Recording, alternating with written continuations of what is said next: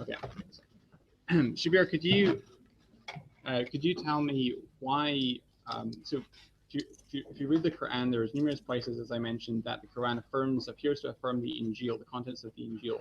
Could you tell me why Allah would ask Christians and Jews to judge by a corrupted source? If you say that the Injil has to be read through the lens of the Quran, could you explain to me why that's not circular? Thank you. Now, I'm glad you asked that. You spoke about the Quran in Surah 5, where it says that the people of the gospel have nothing to stand on until they judge by that which God has revealed. Well, it's not only what God has revealed, but also to them in the Bible, but also the Quran, which is also what God has revealed. So people of the gospel need to now understand the gospel in the light of the Quran, because the revelation continues. If Jews were saying that prophets came up to Malachi, and now Christians say, well, no, there's another one up to Jesus, and even Christian prophets after that. Well, who is the last prophet? Muslims say that Muhammad is the last prophet. So we need to believe in all of the revelations of God, not just in a partial revelation. Moreover, when the Quran says, وَلْيَحْكُمْ أَهْلُ الْإِنْجِيلِ بِمَا أَنزَلَ اللَّهُ فِيهِ, it is saying, let the people of the gospel judge by that which God has revealed therein. It's not what other people have written in, but you have to look for the revelations of God. And I know you said this is a painstaking process, but that's what Christian scholars are doing, even though they're not following the Quran, but they know they've got to do that anyhow. They have to try and find the tidbits of information which historically and truly go back to Jesus, on whom be peace. So the Quran is very clear that Christians do have some guidance in their book, but they need to complement that guidance with the final revelation which has come from God. And when they look at the guidance that they have in the books that they have to differentiate between that which is a revelation from God and that which is from other people. So that's crucial. When we look at the Gospels, who wrote these Gospels? Tom Wright says we don't know who wrote them.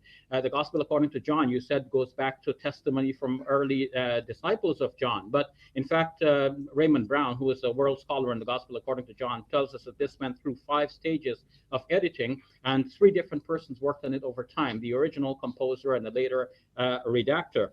So too with the other Gospels. We don't know who was the Mark who wrote this, even though Papias said so, but today scholars say this is an anonymous Gospel. There were many Marks going around. We don't know which one, and even if it is Mark.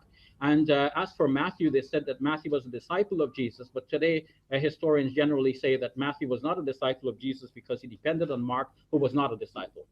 Okay. Let me follow up on that with another question that's related. If the Christians are to judge Muhammad's message by the Injil, and they are only to do so in light of the new revelation, i.e. the Quran, how is that not circular? Because if basically Allah is telling the Christians, hey Christians, judge Muhammad's message by the contents of your own scriptures, but only insofar as they agree with our scriptures.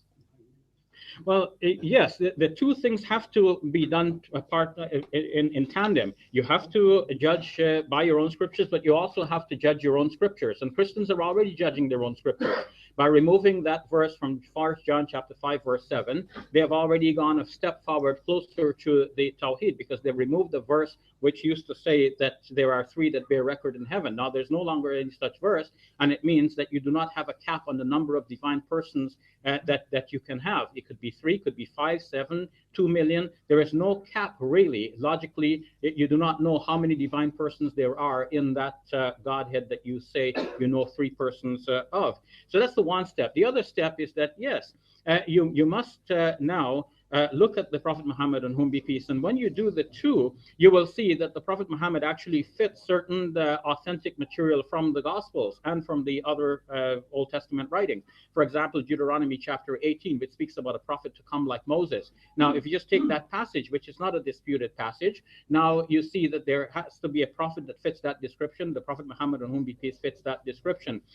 Jesus in John's Gospel, even though much of the sayings of John's Gospel are not thought to be authentic, what are we to do with the Paraclete sayings? And this is one of the sayings in which the Holy Spirit is given personality in a way where nowhere else. And scholars think that what Jesus was speaking about initially was not not the Holy Spirit that has a personality, but a human person. And several scholars have given their testimony to this effect.